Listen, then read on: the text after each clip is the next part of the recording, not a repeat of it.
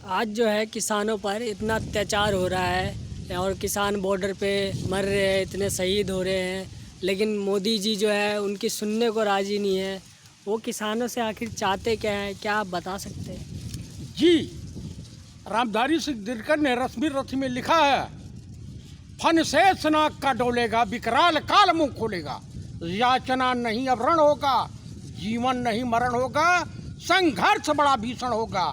ये संघी मानसिकता वाली माननीय प्रधानमंत्री श्रीमान नरेंद्र दामोदर दास मोदी जी की सरकार अगर अपना अड़ियल रवैया नहीं छोड़ा और अडानी अंबानी इन उद्योगपतियों की चाटुकारिता नहीं छोड़ी, तो मैं दावे के साथ कह सकता हूं कि हिंदुस्तान का किसान इनको कहीं का नहीं छोड़ने वाला, हिंदुस्तान का जवान इनको कहीं का नहीं छोड़ने वाला है। एकदम समझ लीजिए कि दोबारा इस देश में महाभारत हो के रहेगी। इन्होंने जो रास्ता अख्तियार किया है, देश का अन्नदाता किसान ठंडी में आज 28-29 दिन हो गए आंदोलन को, और ये सरकार के पास थोड़ी भी लज्जा शर्म हया बची हो तो किसानों का दुख दर्द बांटें। आज के डेट में अगर आरएसएस प्रमुख मोहन भागवत जी भी अगर किसानों का पक्ष लेते हैं तो ये संघी मानसिकता वाली, ये भाजपाई सरकार, ये प्रधानमंत्री और इनके जितने भी चमचे चाटुकार हैं वो कह देंगे कि ये भी आतंकवादी हैं, देशद्रोही हैं। ये मोहन भागवत को भी कुछ भी कह सकते हैं। इनका बैठ करके संदीप पतरवा उल्टा सीधा बकवास करते रहता। इनका एक सांसद बिधुड़ी किसानों को जानते क्या शब्द कहा कि ये किसान भड़वे हैं। अरे भड़वे, तुम्हारे हलक में हाथ डाल दें क्या किसान? इस तरह की बदतमीजी और इस तरह का तुम अनाप शनाप शब्द बोल रहे हो, शर्म नहीं आती है? युद्ध खड़ा हो सामने और विवश हो वीर, पल पल सोचे योद्धा होता और अधीर। ये अंगराज कर्ण के लिए कहा गया है। सेम इस देश का किसान अंगराज कर्ण से कम नहीं है। कितना त्याग और कितना उसे त्याग तपस्या लोगे। LIC का पैसा खा गए, रिजर्व बैंक का पैसा खा गए, 20,000 करोड़, 20,000 करोड़ अडानी का माफ करने के लिए रिजर्व बैंक और बैंक को ये गिरवी रखने पर ये इस देश का प्रधानमंत्री आमदा हो गया है।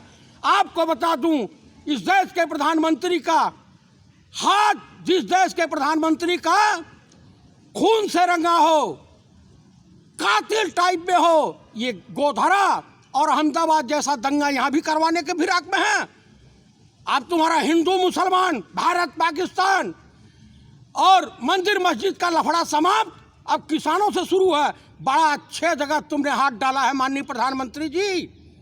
आपने वो हाथ डाला है कि आप शेर के जो है मुंह में हाथ डालने की कोशिश कर रहे हैं, और शेर इस देश का किसान है, चबा जाएगा।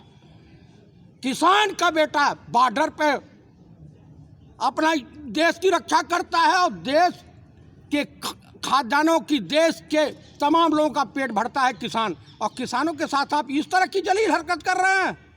थोड़ी भी लज्जा नहीं, थोड़ी भी शर्म नहीं आ रही आपको?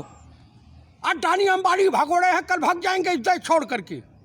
बैलेट पेपर से एक बार चुनाव करा के बैलेट पेपर से एक बार चुनाव करवा दीजिए, बुखार ठंडा हो गया। अभी जम्मू कश्मीर में आपको मिला ना, जम्मू कश्मीर लेह लद्दाख में आपको सीटें नहीं मिली। माननीय प्रधानमंत्री जी, इतनी लोकप्रियता है पूरे विश्व में आपकी, आप गए प्रचार मंत्री बन करके अमेरिका डोनाल्ड ट्रंप को हरा दिया। जहां जहां इस व्यक्ति के पैर पड़े वो इलाका वीरान हो गया। इस देश का सत्यानाश तो ऐसा उसी दिन लिख दिया गया था जिस दिन ये इस देश के प्रधानमंत्री बने। और इस देश की जनता, खास करके मैं ब्राह्मणों से कहना चाहता हूं कि अरे कितने दिन तुम लोग अपने कुल को बदनाम करते फिरोगे, राम के नाम पे, कृष्ण के नाम पे, हिंदू मुसलमान के नाम पर इस दगाबाज सरकार का साथ दे रहे हो।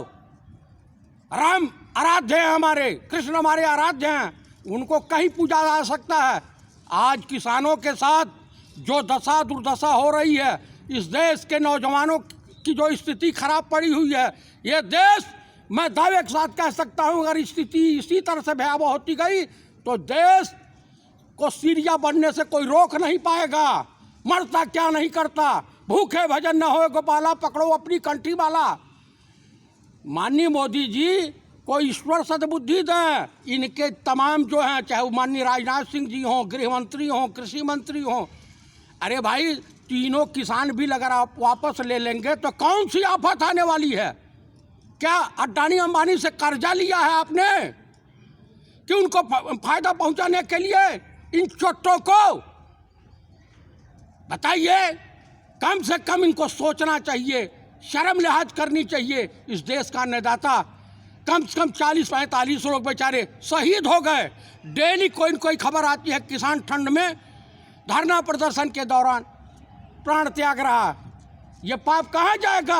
अरे तुम्हें कीड़े पड़ेंगे, कीड़े पड़ेंगे। माननीय प्रधानमंत्री जी, कोरोना का बहाना दे करके पार्लियामेंट से भाग रहे हो।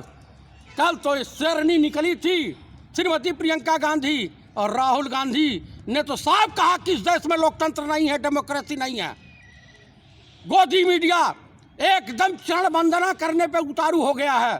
चाहो ये अंजना ओम कश्यप हो, श्वेता सिंह हो, चित्रा त्रिपाठी हो, अरविंद गोस्वामी हो, अमीश देवगन हो, दीपक चौरसिया हो, रजत शर्मा हो, या वो तमाम चैनल वाले जो इनके हैं, एक बार इंटरव्यू रवीश कुमार को दे दीजिए, आपकी पतलून गीली हो जाएगी। माननीय मोदी जी कितने बड़े विद्वान हैं, तो ईश्वरम जानता है। अरे ये आरएसएस का सत्यानाश हो। कम से कम इस देश में सबसे पहले आरएसएस पर बैन लगना चाहिए। ये देश हमारे लिए, ये आरएसएस हमारे देश के लिए घातक है और कैंसर से ज़्यादा बदतर बीमारी हो गई है। ये देश कहाँ से कहाँ जा रहा है, इसका ईश्वर मालिक है। मैं इसीलिए अपने देशवासियों से हाथ जोड़ करके प्रार्थना कर रहा हूँ, रोध कर रहा हूँ, अपील कर रहा हूँ कि कृपया आप सभी लोग, पूर्व सैनिक, भूतपूर्व सैनिक और देश के जितने युवा, बेरोजगार, छात्र, सब किसान आंदोलन का सहयोग करें और इस सरकार को घुटने के बल लाने का काम करें। इसी में देश की भलाई है और इसी में देशवासियों की भलाई है। नहीं तो अन्नदाता अगर बर्बाद हो गया तो यह देश बर्बाद हो जाएगा, कोई रोक नहीं सकता है।